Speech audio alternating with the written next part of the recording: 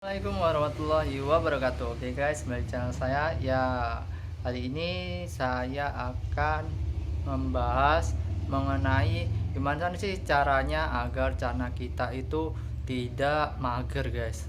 Oke, di sini saya akan menjelaskan ya menurut pengalaman saya ya guys. Oke, sebelum menonton jangan lupa like, komen, dan subscribe ya guys. Terima kasih.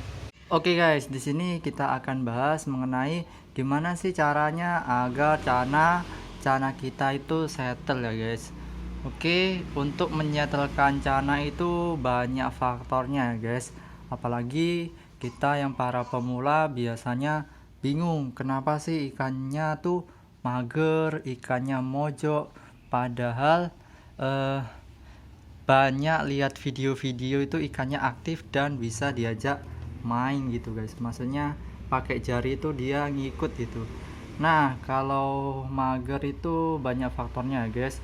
Oke, sebelumnya kita kenalkan ini dulu. Ini saya punya ikan cana yellow sentarum ya guys. Ini sebelumnya juga sama guys, semuanya mager. Jadi ini saya pelihara dari kecil ya guys, jadi saya tahu ini dari, ya maksudnya udah belajar dari baby sampai dia aktif kayak gini ya guys. Sebelumnya saya juga sudah punya ada yang besar tapi itu sudah laku ya guys. Ini saya sekarang punyanya yang masih size ini berapa ya, kisaran 18-17 lah. Nah, jadi kalau seumpama ini mulai dari baby ya guys, dari baby itu biasanya saya campur dulu semuanya. Saya dulu beli 10 ekor ya guys, beli 10 ekor dan itu saya konten semua ya guys. Jadi semuanya itu dalam satu akuarium itu ada 10 ekor cana yellow sentarum. Nah, disitu saya masih cananya itu size nya masih 3 cm ya guys. Itu dulu saya beli waktu baby dan saya besarkan dulu, saya puspakan sampai kisaran size berapa ya, size 11 sampai 14 lah guys, 11 sampai 14, size 12 sampai 14 lah guys. Kenapa kok saya push sampai size segitu dulu? Karena kalau saya segitu tuh biasanya bakatnya udah bisa dilihat ya guys. Maksudnya bakatnya bisa dilihat itu barnya itu sudah bisa dilihat yang simetris ataupun yang tidak simetris guys. Oke, kenapa saya pisahkan antara yang simetris sama yang tidak simetris? Karena ya memang dari segi harganya udah beda ya guys, dari simetris sama yang tidak simetris itu. Dan kenapa alasan itu dipisah, ada video yang sebelumnya udah saya jelaskan kenapa bar simetris itu harganya bisa beda ya guys. Itu sudah saya jelaskan di video sebelumnya. Nah, setelah saya segitu baru saya mulai di apa ya namanya, di single tank guys. Nah, di single tank kayak gini disekat, dan disekat, kalau udah disekat gitu biasanya mesti mager guys, tapi nggak semuanya mager sih, ada sebagian yang langsung aktif, ada sebagiannya yang mager guys. Itu tergantung dari karakter ikannya guys. Nah, kalau yang mager itu rata-rata saya settingnya itu airnya itu sesuai dengan size ikannya guys. Airnya tuh nggak terlalu tinggi, nggak terlalu dalam, jadi ikannya tuh apa ya, untuk kalau biasa di danau itu guys,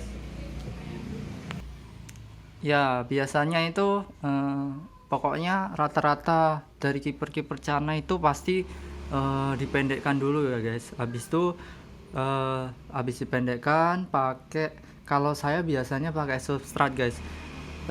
Itu tergantung kiper sih, tapi kalau kebiasaan saya itu tetap pakai substrat guys. Jadi substrat apapun ya, pasmal merah ataupun pasmal hitam nggak apa-apa guys, nggak masalah.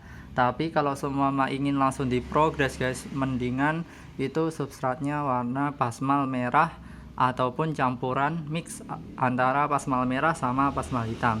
Dan untuk segi background, kalau saya memilih putih, tapi kalau seumpama hitam nggak masalah juga guys. Pokoknya kalau settingannya itu yaitu terus sama daun ketapang guys. Kenapa daun ketapang? Biasanya kalau pakai daun ketapang itu pH-nya pasti rendah ya guys, pasti pH-nya yang di air itu akan turun karena cana itu terbiasa dengan pH rendah, terutama cana yellow sentarum ini guys. Jadi kalau kalau ikannya masih mager itu usahakan pakai ini guys, pakai daun ketapang biar pH-nya itu turun. Nah setelah itu biasanya kalau saya itu setiap kasih makan itu jangan langsung dicemplungin guys, jadi dimain-mainkan dulu. Bentar, coba saya ambil pakan dulu guys, ambil pakan mana ya, bentar ini saya ambilkan.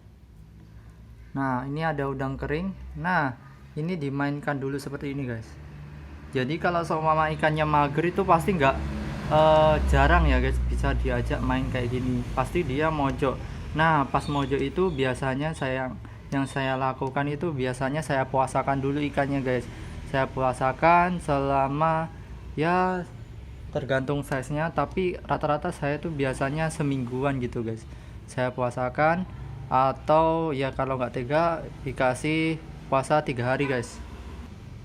Nah kalau seumpama nggak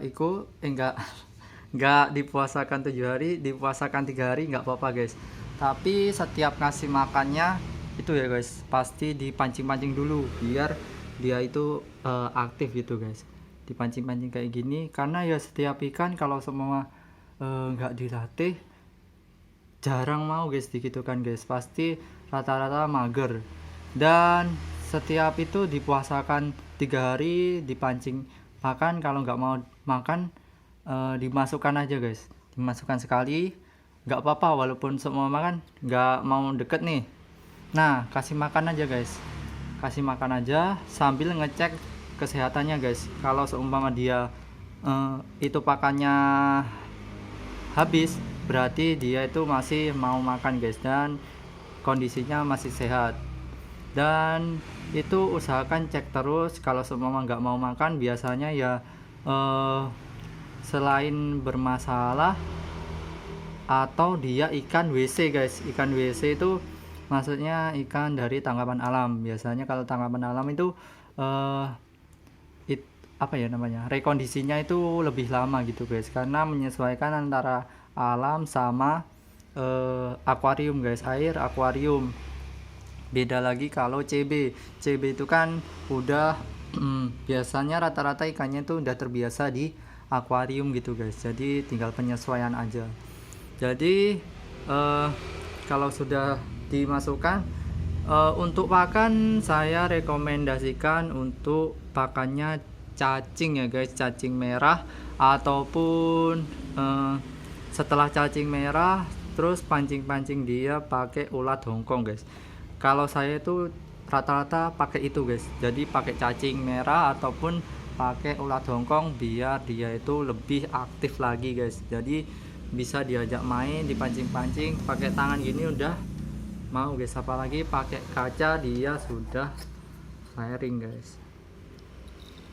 Tapi yang penting itu ikan itu sehat dan aktif dulu guys, karena ya kalau seumpama ikan nggak aktif itu guys pasti rata-rata pemain cana itu pasti bosen guys. Tapi kalau nggak pengen gitu langsung beli jadi aja guys, tapi ya harganya lumayan karena ya memang proses biar dia adaptasi sama akuarium, proses dia biar mudah biar bisa diajak main itu gak mudah ya guys, karena butuh proses biar ikannya itu adaptasi dan bagus gitu guys.